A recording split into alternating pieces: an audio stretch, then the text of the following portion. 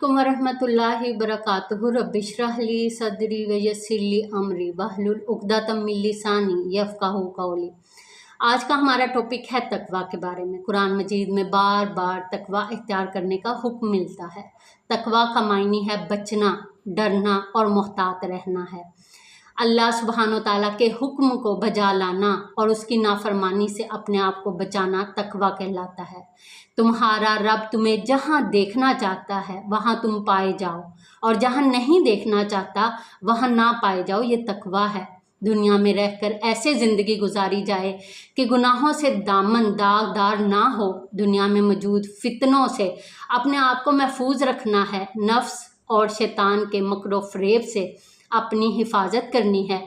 अपने ज़मीर की चादर को दाग नहीं लगने देना। दुनिया में रहकर भी दुनिया की गलाजत से अपने आप को महफूज रखना है।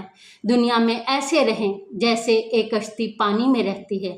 पानी में होने के बावजूद भी पानी को अपने अंदर आने नहीं देती, क्योंकि कश्ती पानी में रहेगी तो खुद भी तैरेगी और अपने सवार को भी किनारे पर हिफाजत से ले जाएगी।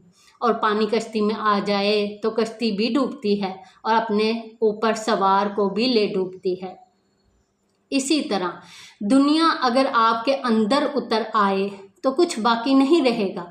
जो दुनिया को मोहब्बत की नज़र से देखता है, अल्लाह सुब्हानो ताला उसके दिल से तकवा के नूर को ख़त्म कर देते हैं। इसलिए दुनिया की ज़िंदगी को सब कुछ समझकर ही इसके ना हो जाओ। मोहतात रहकर ज़िंदगी गुजारो और आखिरत की तैयारी में अपने आप को मसरूफ़ रखो, तो तुम मुत्तकी कहलाओगे।